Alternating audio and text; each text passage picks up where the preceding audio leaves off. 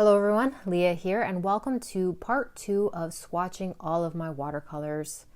So in today's video, we're swatching all of my tubed paints, where part 1 last week that I posted was all about me swatching my pan sets. Now some of them are curated and some of them were brand related. So if you want to watch that one, I have a link to it in the description section below. I also want to note that in a lot of those pan sets that I curated to be my own personal color palettes, I used tube paints that dried in a pan. So I will not be re-swatching those colors in today's video. That way we don't have a lot of duplicates, because as you may have noticed, some of my pan sets have a couple of the same colors, and I just want to avoid that. But in this video, I do have 2 sets of brand sets that are curated from other companies. So we'll be swatching those, as well as a bunch of random colors that I have from Daniel Smith, Mission Gold, and all of those. So let's just dive right in. The first one here is from ShinHan, their watercolor line. It is a curated set from the manufacturer, which is called Tint Colors A Set. The first color that I'm swatching is Shell Pink, made with PR9 and PW6. One of the colors in this set is Jaune Brilliant. I've already swatched it in last week's video. However, because that color belongs in this curated set, I am going to swatch it at the end of all these new colors, just so you can see what this set contains. So this here is Purple Gray. It's made with PR122 and PW6. When I was swatching these colors, I noticed a drastic color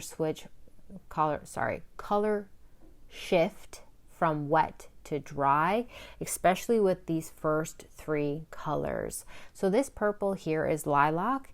It's made with PR122, PV23, and PW6. And you're really going to see from this moment as to each color that I go to how much the color changes. So the blue here is called Blue Gray. It's made with PB15-3 and PW6. I originally purchased this set years ago, and it was a part of my art supplies that I regretted purchasing because I never used them. But I allowed myself to be convinced to hold on to them and to use them. But I never ended up really using them because I forgot all about them. This green is called Green Pale. It's made with PG7 and PW6. And then this one here is the Jaune Brilliant, which is PO20, PY74, and PW6. Now, of this set, I do have several colors from different manufacturers that are basically identical colors, but you will see that they visibly, oh boy, Leah, am I not getting words out right? They look different is basically what I'm trying to say. So I will be doing a color comparison at the end of this video so you can just see side by side. Alrighty, let's get into Sennelier. This here is the set I have. I purchased it. I'm going to put the name of this set on the screen because at this moment in time, I can't remember it. And these 2 colors I purchased separately. So first up, I am swatching Titanium White. And I am aware now that I am watching this video and doing the voiceover, you cannot see it at all on the paper. It's made with PW6. Now, why would somebody want white watercolor? That's a personal choice, but I love using it personally for mixing colors, getting a little bit more of a pastel versus a watered down diluted color. So I really liked that color was included in that set. This red here is Quinacridone Red. It's made with PR209. Sennelier as a brand, now this video is not a review of the brand itself, but I do want to note that they are a lot softer than most brands I have owned and currently like to use. They just come out and dry differently. So this color here is called Blue Violet. It's made with PV15. And the indigo that I'm swatching right now is made with PB60, PB15-1, and PBK7. Up next, I will be swatching Warm Sepia, made with PBR7, PBK7. I like using sepia when I feel like having those muted colors because it's a great way to kind of like sneakily slash air quotes, cheat a little, because you can do muted colors by using color theory and mixing complementary colors, or you can use sepia. I love making life easy when creating art, so that's a little tip there. This beautiful yellow, it's quite vibrant. It's called Yellow Sophie. It's made with PY93 of Sennelier. Oh, also while I was swatching, I forgot that there was a permanent magenta in that set I purchased. And so when I came across it, I was like, oh yeah, I gotta swatch this. Yes, it's made with PV19. And it is not a normal looking magenta in my opinion. Most magentas are warm. They're kind of reddy or pinky, where this is more purple. So yeah. I also just want to show that it really is a soft paint, but if you have really thick paint, because it's using honey, it can have a shine to it and you can kind of see it on these swatches. Up next, I'm doing my Daniel Smiths. I, once upon a time, used to have a lot more Daniel Smith paint. Also, I'm sorry, I forgot to hit record when I did the Naples Yellow, but don't worry, I'll show it to you up close later. This red is Alizarian Crimson, made with PR93. It's a beautiful Alizarian Crimson. It's vibrant. The green is Sap Green, made with PO48, PY150, and PG7. Daniel Smith is an extremely popular brand, but here in Canada, they're quite expensive. But that's probably why I don't have a lot of Daniel Smith. But what I've had for years, so it does last you for a long time. Like this Cascade Green, I love it a lot. It's made with PBR7 and PB15, but because Daniel Smith's paint is so strong and pigmented, it lasts a really long time. So I've had that specific tube for years. This here is Amazite Genuine. I have several of Daniel Smith's Primatech lines that are supposed to be made with genuine crystals and gems to make the colors. So I don't have any pigment information for it. This one here is Fuchsite Genuine. Now, I do have like one memory that's sticking out to me of a video I watched years ago of somebody saying that these genuine lines from the Primatech actually use pigments like PB,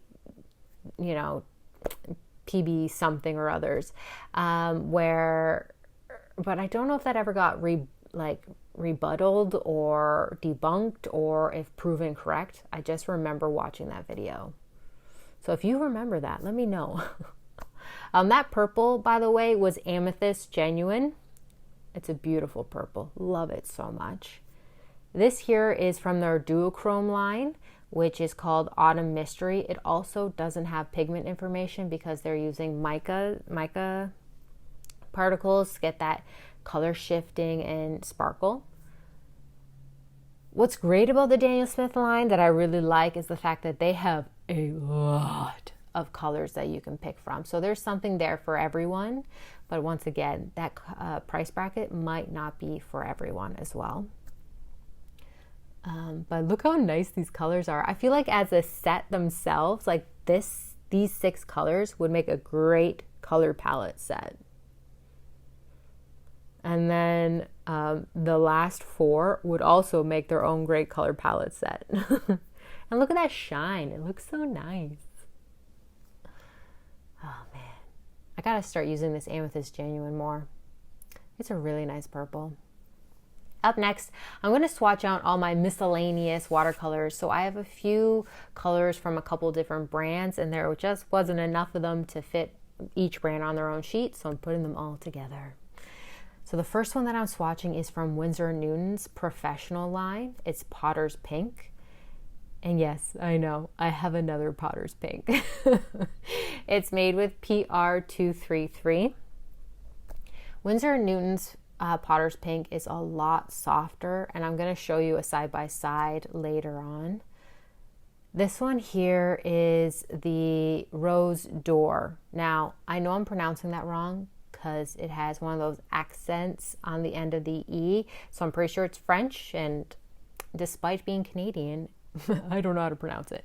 It's made with PV19 and PY97. It's a beautiful soft coral color.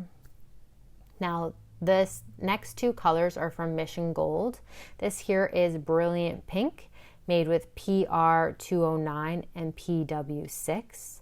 And the green is called Melon Green, made with PG7, PY3. What? No, that can't be right. I guess it is. And PW6, sorry. Now, this beautiful leaf green is from Holbein. I've had this for years. I've been saving it, and I absolutely love it. It's made with PY154 and PG7. And then this one here is from Schminke, the Horadam line. It's Rose Madder, made with PR831 and PR484. The Holbein isn't easy to get a hold of here in Canada for watercolors. And I loved this green so much. It's so vibrant, but it has so little of it that I literally stopped using it because I was afraid of running out. I need to use it. Now, this orange here is by far my favorite orange. It's from Core, and it's called Transparent Pyrrole Orange. It's made with PO71. And up next is also a Core paint. It's Carbon Black, and it's made with PBK7. I absolutely love Core paint. I love how the colors just flow and move around the page. I feel like the conversation that I want to talk about, how I just stopped buying some brands that I loved myself because other experts were saying I shouldn't buy them, I should buy other brands, is like a conversation in and of itself. So I'm just going to store that for another day. But Core paints, they are vibrant, strong, beautiful. I love how these orange and green look together. Like that, those two colors are so nice. I need to put them in a palette together. Anyways, let's compare some colors as I promised. This one here is the Roman Schmalz and the obviously Winsor & Newton that we just swatched. You can clearly see a huge difference between the two. Now, paint fresh from a tube should actually be stronger, more potent, but as you can see, the Roman Schmalz pan paint is the stronger paint. Now I'm going to compare this indigo colors. I have indigo hue from Roman Schmalz and the indigo from the Sennelier. I prefer the indigo hue because this one here that I'm pointing at is muted and cool, where the indigo that I love from Roman Schmalz is warmer, it's stronger. I prefer that version of this blue. As for this green color, I did not intend on buying duplicates. I honestly forgot about the ShinHan set that I had in a drawer somewhere. But as you can see, these two colors are fairly similar when looking at them side by side, and yet when I compare the rest of the colors from the ShinHan set, you're going to see there's a vastly different color quality compared to other brands. So the shell pink, when you think of shell pink, what do you think?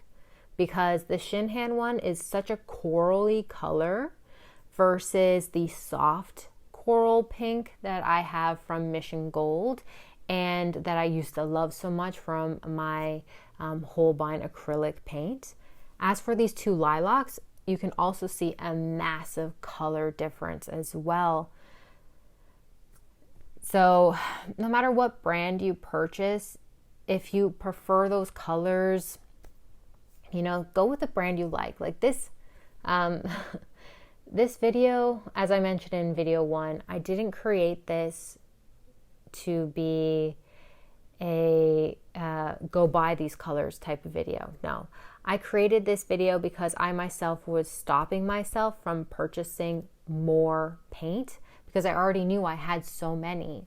And I just want this to be a source of colors, so that way if you are interested in getting some colors, you can see what they're like and see some comparisons that I have. But please do not feel like you have to go and buy all these colors that I have. I also just want to note that on my last video, it has been requested that I create a video sharing my thought process and the things that I do when creating my curated sets. And because I want to tweak my tropical palette set, I am going to be creating a video dedicated to that. So if you have any comments or questions in relation to that, or in relation to any of the things that you've seen in today's video about the watercolor brands, the colors, anything like that, let me know in the comment section below, and I'll do my best to get back to you when I can. Man, I feel like this video went by really fast. Like I was talking like like super fast. I hope you liked this video. If you did, please give it a thumbs up. If you're interested in using art as a tool towards healing, hit that subscribe button. And until next time, everyone, stay magical.